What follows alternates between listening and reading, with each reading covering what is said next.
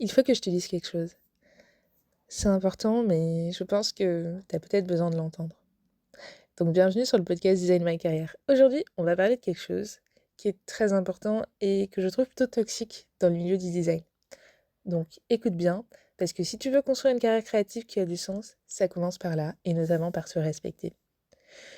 Je vois des designers en fait se tuer à la tâche. Et quand je te dis se tuer à la tâche, c'est des gens qui sont passionnés, qui sont épuisés et persuadés qu'ils doivent tout donner au taf. Le travail, on va être honnête, c'est qu'une partie de ta vie, en fait.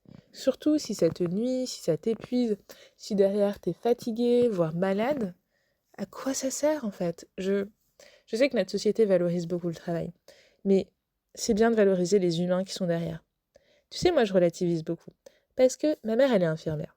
Et donc oui, elle sauve des vies. Elle, si elle est fatiguée ou qu'elle se bourre de travail, il y a des gens qui peuvent mourir. On n'est vraiment pas dans le même rapport, en fait de travail. Donc, ouais, ça change tout en fait. Quand tu te dis que, quand parfois ma mère elle rentre, elle me dit qu'il y a un de ses patients qui est mort et tout, parce que c'était compliqué en fait dans la journée ou qu'il était fatigué et que c'est des pathologies qui sont lourdes. Ouais, tu vois, d'un seul coup, mon métier de designer, je me dis, bon bah ça va, hein, si j'ai pas fini le dossier aujourd'hui et que je l'envoie demain matin, ça va, personne va mourir, entre guillemets. Donc tu vois, c'est aussi relativiser sur ce qui est important. Toi, quand tu te tords le cerveau pour finir un projet à 2 heures du mat, tu ne sauves personne en fait. Tu sacrifies juste ta créativité et ton équilibre personnel. Tu t'épuises en fait pour parfois un travail qui ne te mérite pas.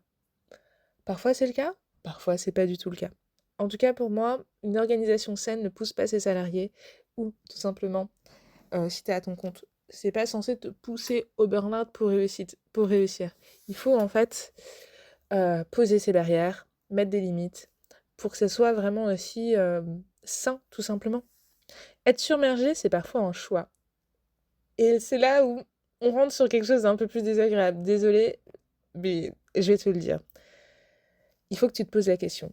Est-ce que c'est toi qui te mets la pression ou ton cadre de travail? Parce que la réponse derrière est très différente et les choses à mettre en œuvre, c'est pas du tout la même chose. Dans le premier cas, c'est toi qui te mets la pression, cela nécessite de revoir ton rapport au travail. T'inquiète, moi aussi j'étais comme ça. Quand j'ai fait mon alternance, franchement, c'était chaud, hein. J'étais au taquet et tout, parce que je voulais absolument être embauchée par la suite. Et oui, il y avait une possibilité d'embauche. Spoiler alert, 2 ans après, donc j'étais passée à autre chose. Mais oui, ils ont fini par ouvrir un poste. Donc j'ai tout donné, j'étais vraiment à fond, j'avais vraiment envie de rester. Sauf qu'en fait, c'était malsain, vu que je travaillais beaucoup, tout le temps. Bon, l'alternance n'aide rien parce qu'en même temps, t'as le mémoire, le projet de diplôme en design. Bref, c'est un truc à burn-out, hein, quand même. Vraiment, les conditions sont réunies, hein. Donc, c'était compliqué parce que là, j'étais trop investie dans mon travail. Et par trop investie, c'est que du coup, j'y pensais tout le temps, je voulais être tout le temps à fond, essayer de donner mon maximum. C'est aussi quand t'es dans une position d'essayer de vouloir faire tes preuves, c'est pas une bonne posture. T'as rien à prouver en fait à personne. Je sais, quand on débute, quand c'est notre premier poste, on veut souvent prouver des choses à quelqu'un. Ça, c'est une super méga erreur en fait. Parce que t'as été recruté parce que t'es compétent. Donc t'as rien à prouver en plus. Et quand t'es dans cette posture de prouver quelque chose, ça dure longtemps, hein. Vraiment longtemps. Et t'inquiète, hein. Ça reste un bon moment. Pareil, je te parle d'expérience. Et le problème avec ça, c'est que ça nuit à ta confiance en toi et à ta légitimité. Parce que du coup, tu places ta réussite et le travail que tu fais dans le regard des autres, en fait. C'est eux qui valorisent ton travail. Et toi-même, tu le valorises pas à sa juste mesure, souvent. Tu vas considérer que potentiellement la charte graphique que tu viens de sortir est juste bien.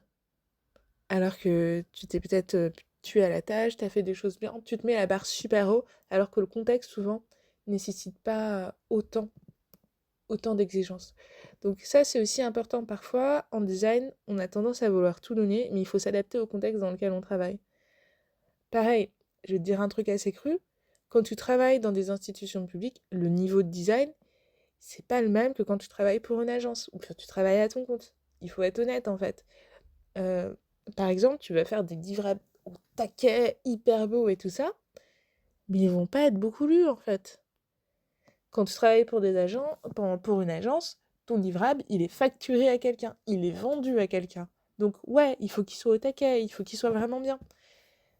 C'est pas les mêmes contextes. Il faut adapter sa pratique au contexte. Pareil, quand je suis dans mon association, j'ai pas prévu de me tuer à la tâche pour faire un livrable, hein.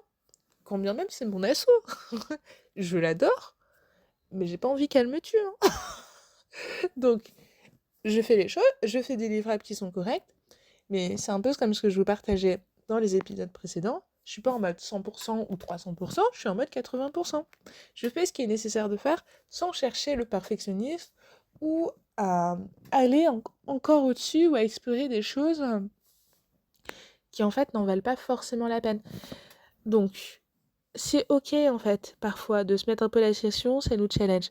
Mais si c'est en permanence, que t'es stressé, que t'es épuisé, que tu sens que ça va pas, il faut te questionner, il faut mettre en place des choses qui vont permettre de se sentir bien. Si la réponse c'est plutôt lié à ton cadre de travail, alors là, désolée de te le dire, mais il va falloir soit redéfinir tes missions, certainement poser tes limites et savoir dire non. Ça va être inconfortable, mais il va falloir que tu redéfinisses ta posture dans la structure. Je te demande pas forcément de partir de cette structure.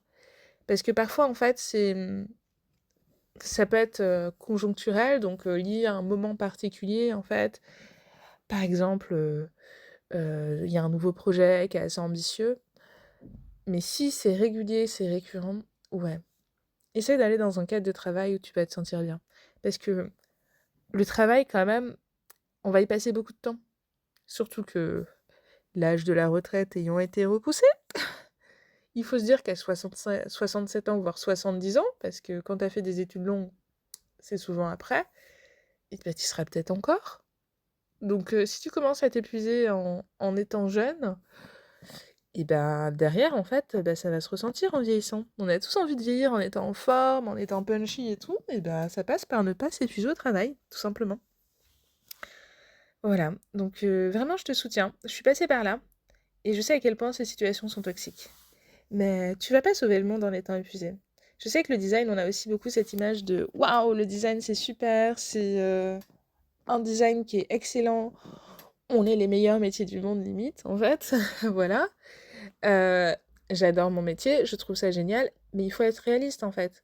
On participe à améliorer beaucoup de choses, mais pour ça, il faut qu'on se sente bien, qu'on préserve notre énergie et se focaliser sur ce qui compte vraiment. Et ce qui compte vraiment, c'est toi, tout simplement. Alors, est-ce que tu es prêt ou prête à te faire passer en premier? Dis-le-moi en commentaire. Mais un gros oui! Voilà, avec un cœur même. Comme ça, on sera reboosté. Ce qui me semble aussi important, c'est que si tu as besoin d'aide ou d'en discuter, n'hésite pas. On peut en parler ensemble. Ou à te tourner vers des professionnels, des psychologues qui peuvent aussi t'accompagner dans cette période charnière. En tout cas, tu peux compter sur moi. N'hésite pas à me partager en commentaire tout ça et on trouve des solutions. Hâte de te revoir pour un autre épisode de Design Ma Carrière. L'objectif, c'est de construire une carrière créative qui a du sens. Donc, à très vite!